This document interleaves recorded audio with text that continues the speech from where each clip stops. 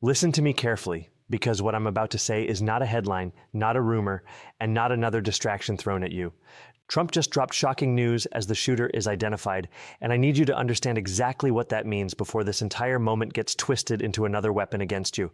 I'm Zohran Mamdani, and I'm telling you right now, this isn't about left or right, Democrat or Republican. This is about power, fear, and the story they want to force into your mind. Like, share, subscribe. Because I promise you, by the time I finish, you will see the truth hiding underneath this breaking news that everyone is screaming about, but no one is actually explaining. I want you to remember the exact second you first heard it, because I remember mine. My phone lit up, the alert tone hit, and for a moment the air around me actually felt heavier, like the room itself knew something was about to crack open. And that's the thing about moments like these. You don't just hear the news, you feel it. It doesn't arrive gently. It doesn't slide into your day politely. It detonates right into the center of your attention. And that's exactly what happened when Trump dropped that announcement. It wasn't a briefing. It wasn't an update. It was a drop. Crafted, timed, rehearsed, and delivered with the same dramatic precision he has used for years to seize control of the national stage. The kind of precision that tells you, I am not describing the moment, I am creating the moment. When he stepped forward, the energy shifted. People froze mid-sentence. Even those who love him held their breath. Even those who can't stand him leaned in despite themselves. Because when a political figure like Trump says the words, shocking news, you immediately know that whatever comes next will be used to shape the direction of the country, whether you want it to or not. And when he said the shooter had been identified, a pulse went through the country. A pulse of fear, a pulse of adrenaline, a pulse of raw, unfiltered emotion. Here's what most people won't admit. Before we hear any details, before we understand the context, before we even know the truth, our minds instinctively race to the worst possibilities. They jump to conclusions we didn't choose consciously. They fill in blanks based on our fears, our biases, our histories, and the political noise we've been swimming in for years. And Trump knows that. That's why this hit like a thunderstrike, not because of the words themselves, but because of the emotional meaning baked into them. Because for a split second, just one, people lose their balance. Their guard drops, their judgment wavers. That split second is where political power lives, not in the explanation, but in the reaction.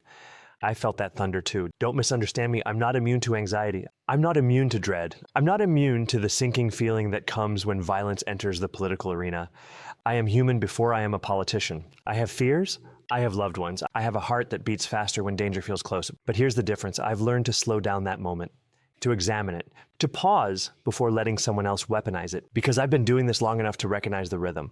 I've seen this same formula deployed again and again across different administrations, different crises, different eras. A dramatic announcement, a national gasp, a rush of speculation, a flood of emotion, and then, before anyone has time to think, interpretation. That is when the real battle begins. Not over facts, over meaning. When Trump spoke, he wasn't just informing America, he was framing America's emotional response. He was telling millions, feel this way, fear this way, interpret this moment through the lens I'm providing. And that's why it hit like a thunderstrike. Not because of the content, but because he set the mood before offering the details. He chose the time, he chose the tone. He chose the moment when the entire country was already stretched with tension, uncertainty, and political exhaustion. And he knew that dropping this announcement right then would send shockwaves far beyond the words themselves. But that shockwave carried something else, something quiet, something almost invisible unless you knew to look for it. And that brings us to what everyone missed. Every single person watching Trump that day heard the words. They heard the announcement. They heard the gravity. They heard the drama. They memorized the headline before the sentence even ended, but almost no one noticed the frame he built around those words. And that frame, that's where the real message lived. Because while millions were frozen on the surface of the moment, eyes locked on Trump's mouth, waiting for each syllable to drop, I was watching something entirely different.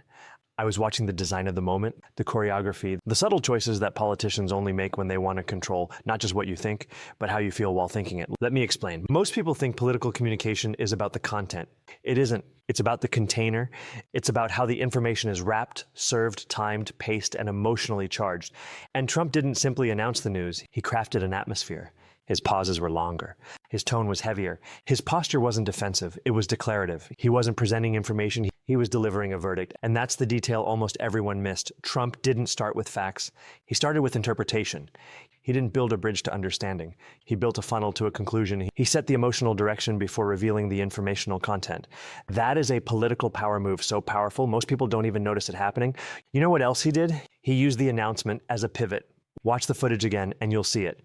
He wasn't describing something that happened. He was setting the stage for what he wanted you to believe is about to happen next.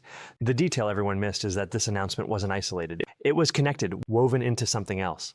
A precursor, a justification, a narrative seed he was planting long before the country realized it was being prepared for the harvest. He didn't have to say the next part out loud. He made you feel it. And when you feel something before you understand it, you're already halfway inside someone else's story. That's the psychological genius of political messaging. And Trump, whether you love him or hate him, understands that better than almost anyone alive. But here's what concerned me most. He delivered the announcement with the confidence of someone who knows the public will follow his interpretation faster than the facts themselves. And that's when I realized this wasn't just information, this was positioning. And while everyone stared at Trump, scrutinizing his words, I was watching the architecture of his silence. Because silence is where the real strategies hide. And what was hiding inside his silence that day is exactly why I am warning you now. When the announcement came that the shooter had been identified, the country reacted exactly the way those in power expected it to. You could almost feel the collective inhale of millions of people. Every household, every office, every diner booth, everyone pausing mid-scroll and gripping their phones a little tighter.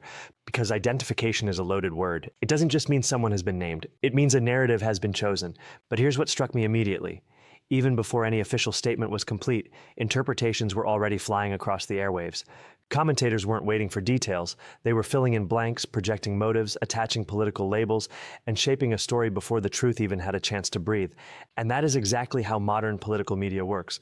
We live in a world where speed beats accuracy and framing beats fact. Now, I want to be clear, I'm not here to repeat their claims or amplify their versions. I'm here to tell you what I noticed beneath all the noise. When the identity was mentioned, one thing became obvious. The description wasn't being presented neutrally. It wasn't information. It was direction. It was meant to point you toward a conclusion, not based on evidence, but based on emotion. And once that emotional hook sinks in, it becomes very difficult to pull it out. Because identification, real or alleged, doesn't stay as a name. It becomes a symbol. It becomes a narrative weapon. It becomes something that political actors can wield to reinforce whatever worldview they want you to adopt. And that's when I realized we were no longer talking about a person. We were talking about a story that someone wanted to package and deliver to the public as fast as possible. And the timing? That was no accident. There's a reason this announcement came exactly when it did. There's a reason it was framed with theatrical weight. There's a reason the tone wasn't informational, it was predictive. Because by announcing an identity early, loudly, and dramatically, you prime the public to accept the next steps before questioning them. You steer the conversation. You pre-shape the outrage. It didn't matter who the shooter was. It mattered what they could be used to represent. And watching Trump speak, watching the media scramble, watching political operatives jump onto social platforms with prepackaged talking points, I saw something I've seen too many times. A tragedy being turned into political currency before the facts were even fully gathered. Some commentators immediately leaned into fear. Others leaned into blame. Some used the identity to reinforce existing narratives about violence. Others used it to attack institutions they already hated. And in the middle of it all, the actual human story, the complexity, the nuance, the context, was crushed under the weight of political agendas. That's when I realized the most telling detail wasn't the identity at all. It was the eagerness with which certain people wanted to define it for you. Because when a society becomes more invested in the symbolism of an identity than in the truth behind it, that society has already surrendered part of its critical thinking. It has already ceded power. And that is why I'm speaking to you now, not to repeat what they say happened, but to show you how what they say is used. The identity was not the revelation. The reaction to the identity, that was the real story. And if you understand that, then you're ready for the part that almost no one dares to discuss out loud. I need you to understand something that most politicians and most media executives desperately hope you never figure out. Explosions in American politics rarely appear out of nowhere. They follow patterns. Old patterns. Patterns with roots deep in our history. Patterns that repeat so consistently you can almost predict them the moment the first headline drops. And yet every time the nation is thrown into chaos, we pretend these moments are isolated, singular, unimaginable. They're not. They're scripted. Not scripted in the sense that someone writes the events, but scripted in the way we repeat the responses. I've spent years watching these cycles unfold. I've seen how they shape public emotion, how they narrow public perception, and how they become fuel for political agendas that were waiting on the sidelines, ready to pounce before the smoke even clears. And when I watched the reaction to Trump's announcement, I recognized the familiar shape of the pattern instantly. Because this is not a new chapter in American politics. It's an old chapter being replayed with new faces. Think about the last 2 decades. Every time something violent, shocking, or destabilizing happens, the same machinery activates. First comes the breaking news alert, sharp enough to spike the country's adrenaline. Then comes the media frenzy, a swirl of half-formed details, speculative commentary, and emotionally charged reactions masquerading as analysis. And while the public tries to process the initial shock, political actors race to seize the narrative before truth has any chance of catching up. This is the part of the pattern the public is never encouraged to examine: speed. Because speed kills critical thinking. Speed fractures nuance. Speed ensures that emotions outrun facts. And when emotions lead, power follows. The media knows this. They've built an entire industry around it. A crisis doesn't just attract coverage, it becomes a currency. Headlines turn into revenue. Outrage turns into engagement. Confusion turns into clicks. And suddenly the tragedy we're supposed to understand becomes the spectacle we're supposed to consume. Politicians know this too. They know that a shaken population is a malleable population. A fearful public is easier to influence. A confused public is easier to direct. And so, while everyone else is staring at the surface of the moment, political strategists are already excavating its potential uses. Who does this benefit? Who can be blamed? What fear can be activated? What agenda can be pushed under the guise of responding to public demand? This is the part that makes people uncomfortable, and that's exactly why it's never discussed. Because acknowledging the pattern means acknowledging that the reactions we think are organic often aren't. They're shaped. They're guided. They're constructed with the quiet precision of people who know how to turn panic into opportunity. When I watched the coverage surrounding the shooter's identification, I saw this pattern unfolding at full speed. The same voices repeating the same lines they used in crises 10 years ago. The same networks using the same dramatic camera angles, the same graphics, the same ominous music. The same commentators sprinting to deliver analysis that was nothing more than ideological projection. And the more I watched, the more I realized how deeply this pattern is carved into our politics. Not because the country is uniquely chaotic, but because chaos has become one of the most effective tools in the political arsenal. And when a tool works, it gets reused. But here's why I'm telling you all this. Patterns aren't destiny. The moment you see them, you begin to break them. And nothing terrifies the architects of these cycles more than a public that can see the blueprint. So yes, there are patterns no one is allowed to talk about, but I'm talking about them anyway, because if we don't recognize them now, we'll keep being trapped in them forever.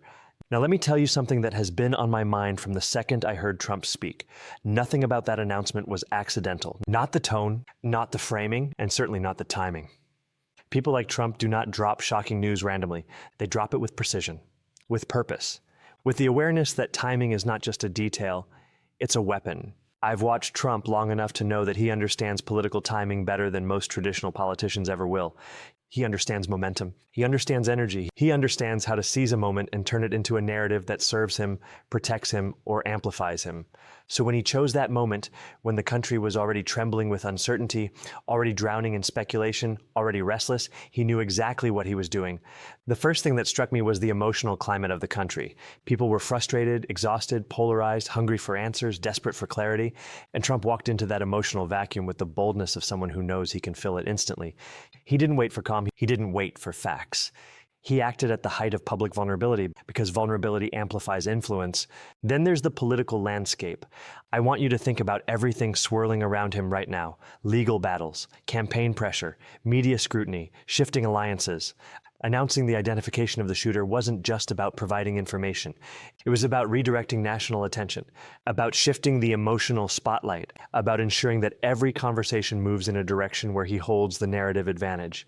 Timing is about control. And by dropping the news at that exact moment, Trump regained control of the national conversation. But there's something deeper here, something most people won't acknowledge publicly. When a political figure chooses to connect themselves to a shocking moment, they aren't just reacting. They're positioning. They're inserting themselves into the center of the crisis. They are leveraging the proximity to urgency to reinforce an image of authority, decisiveness, dominance. Trump thrives on being the center of gravity. He thrives on being the emotional nucleus of whatever moment the country is experiencing. So when this crisis erupted, he didn't wait for a briefing. He made himself the briefing. He didn't wait for an investigation. He made himself the interpreter. He didn't wait for anyone else to shape the narrative. He shaped it himself. This wasn't opportunism, it was strategy. He knows that whoever speaks first in a crisis often defines the crisis. He knows that the first interpretation, not the most accurate one, becomes the cultural memory. And he knows that even the act of being the messenger gives him power over the message. And then there's the part people overlook. Trump didn't just report the identification. He delivered it with a tone that suggested he already knew where the conversation needed to go. That subtle confidence, that sense of predetermination, isn't an accident. It's a signal that says, follow my interpretation. I'm ahead of the curve. I'm already in control. Why this moment? Because this moment was fragile, because this moment was emotionally raw, because this moment was politically valuable. And Trump has always known how to turn fragile moments into opportunities. So when he dropped the news, I didn't just hear what he said, I heard why he chose to say it right then. And that timeline, that decision-making process, is what reveals the strategy behind the shock. The moment the announcement dropped, I knew the reaction wasn't organic. It wasn't raw public emotion or shock or outrage. It was manufactured, designed, carefully prepared in advance. Because in America, news doesn't just break. It's rolled out like a product launch. And when Trump stood there, when the shooter's identity began circulating, when the headlines exploded across every screen, it felt like déjà vu. Not because the story was familiar, but because the reaction was. I've watched this country long enough to recognize when something is being engineered, and this time the machinery was louder than ever.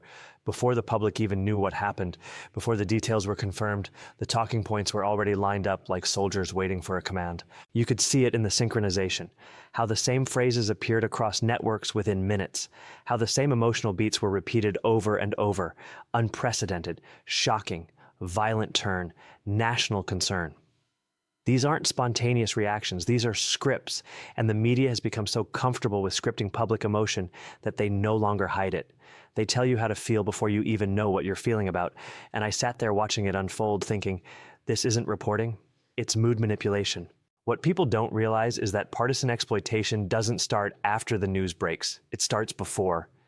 Campaign teams prepare statements days, sometimes weeks, in advance based on scenarios they anticipate. Both sides do it. Republicans, Democrats, PACs, media strategists, they all know that controlling the first wave of public reaction is more important than the facts themselves, because the first version of a story a person hears becomes the version that sticks even after the truth comes out later, and Trump's team, they are masters at seizing that first wave.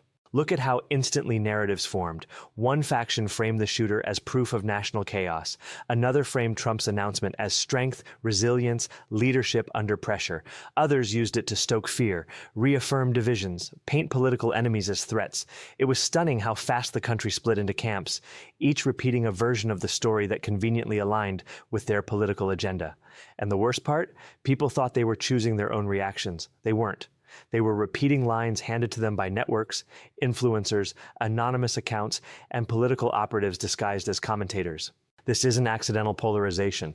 It's engineered polarization, coordinated, manufactured, and the public walks straight into it every time because they underestimate how aggressively their emotional states are targeted. I've seen this cycle enough to know the mechanics. A shocking event happens. Media fills in the blanks instantly. Politicians amplify the version that benefits them. Social media weaponizes it into outrage. And by the time the real details emerge, the country is already locked in its corners, fists clenched, convinced of its own righteousness. And this moment, this shooting, this announcement, it was a textbook example. The emotional choreography was flawless. The reaction felt instant because the script was already written. And the scariest part, people will look back and swear that the shock they felt was natural, spontaneous. They'll never realize how heavily edited their emotions were before they even heard the full story. And that's why I'm saying it now. If you don't question the reaction, you'll never understand the event. This moment, Trump's announcement, the shooter's identification, the media frenzy, it didn't just shake the news cycle. It rearranged the landscape of 2025 politics. People think this was about one incident, one announcement, one day. But that's the lie they want you to swallow. Because the truth is far larger, this moment is going to influence the election, the political climate, and the psychology of voters in a way that reaches far beyond anything happening on the surface. I've seen turning points like this before, moments where something snaps inside the political system and suddenly the rules change. And I felt that same energy the second the story broke. First, let's talk trust, or the collapse of it. Every time something like this happens, millions of Americans lose a little more faith in institutions, in government, in information itself. People begin to question everything. Who is telling the truth? Which details are being hidden? Which motives are being protected? And this erosion of trust always benefits the candidates who thrive on chaos, the ones who rise when the public feels unanchored. And if you think Trump doesn't understand that, you haven't been watching closely. He knows that the more distrust there is in the system, the more powerful his outsider narrative becomes. Then there's the fear. Fear is a political weapon more potent than any policy. And events like this don't just spark fear, they accelerate it into overdrive. Fear of instability, fear of violence, fear of the other side, fear of a future that feels increasingly unpredictable. Politicians use that fear like lighter fluid. They pour it onto their base to ignite motivation, turnout, fundraising, anger. And 2025 will be shaped more by emotion than ideology, more by the feeling of crisis than by any coherent political platform. This moment poured fuel on the fire. And let's not ignore the polarization. Every time a shocking incident occurs, the political divide doesn't just widen, it hardens. people become immovable. They stop listening. They stop questioning their own assumptions. They cling tighter to their side, convinced that the world is collapsing, and their chosen leader is the only one who can rescue them. This incident reinforced that dynamic on steroids. I've watched voters who were drifting toward the center get yanked back to their corners in a single afternoon. But the biggest impact, the one no one will admit, is the narrative advantage Trump gained. In politics, momentum isn't just about polls or money, it's about perception. It's about creating a moment so large that everything else begins orbiting it. And whether people love him or hate him, this announcement forced the entire political world to pivot around Trump again. He reclaimed the central spotlight. He defined the tone of the discourse. He dictated what every commentator, every rival, every voter was suddenly talking about.